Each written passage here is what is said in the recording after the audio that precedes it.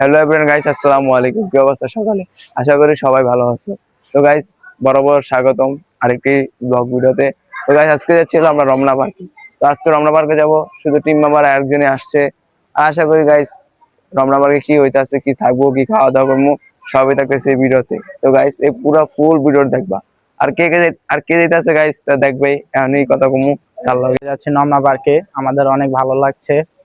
স্বাগতম আমাদের ভিডিওতে, লাইক কমেন্ট শেয়ার করবেন।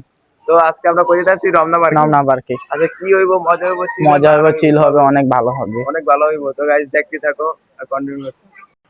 তারপর কি হয় গাইস, তারপর রাস্তাতে বাইরে দুই বন্ধু মিলা সোজা হাঁটতে হাঁটতে চলে গেলাম বাসে। এখানে যা দিই দুই বন্ধু মিলা যে এত জ্যাম, এত মানুষ হাঁটাচলা করতে আসি।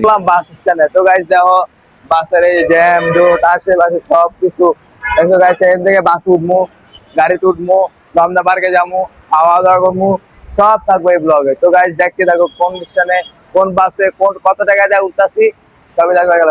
তো গাইস, বাস স্ট্যান্ডেতে সোজা নিচে নেমে দেখি গাইস, গাড়ি বাস সিএনজি কোনো কিছুর অভাব নাই গাইস। ধরো বাস উইটা সুন্দর করে দিই গাইস। আশেপাশে এলাকাটা এত সুন্দর, এত ভালো লাগতেছে। তারপর গাইস দিই বিল দিতে আছে বাস ভাড়া 20 টাকা করে, 40 টাকা। তারপর গিয়ে আশেপাশের এলাকাটা দেখতেছি দিয়ে মানুষ আর মানুষ। বাসে তো ভালোই প্রথম প্রথম মানুষ ছিল না। তারপর দিই গাইস সুন্দর একটা এলাকা। তো গাইস, এই সুন্দর একটা এলাকা যদি সিনেমাটিক যদি একটা শ্যুট না হতে দেয়, তো সিনেমাটিক ভিডিও দেয়।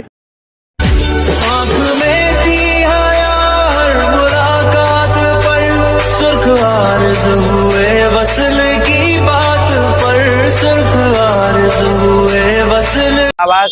তো গাইস দেখো, শাহবাগের আশেপাশের এলাকায় এ দাও গাইস পুলিশ কোর্স, এদিকে শাহবাগ আয়া বসছি। তো গাইস, এখন যাবো আমরা পার্কে।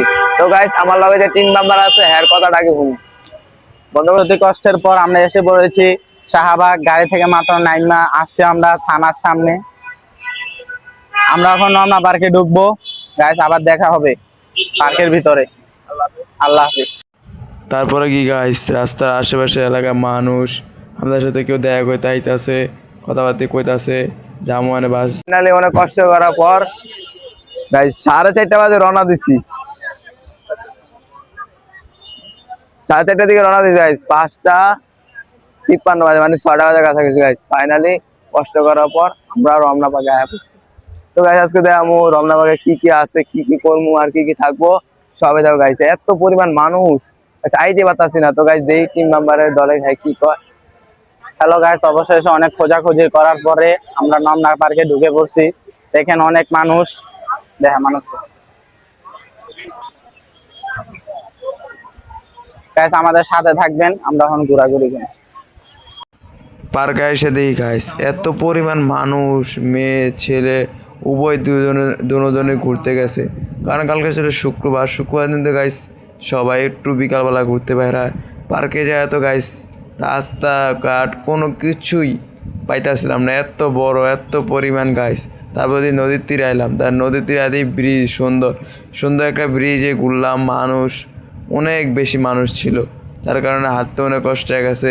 আরেকটা পোলা দিয়ে গাইস দৌড়ে দিতে কি জানি হয়েছে। তো গাইস কিছুই হয় নাই, এমনি আর কি মজা করে দৌড় দিতেছিল। তো গাইস সুন্দর একটা ব্রিজে যদি একটা যদি সিনেমাটিক ভিডিও না হয় তো কি জি হয় না। তো তারপরে কি গাইস পার্কের ভিতরে বাইরে এলাম ব্রিজের থেকে। তাও দিই গাইস এত পরিমাণ মানুষ। আমি আর লগে আমার সভাপতি গাইস দিয়ে আমাদের গায়ে বসে আর কি জানি কইতে আছে, আবার হাসতে আছে।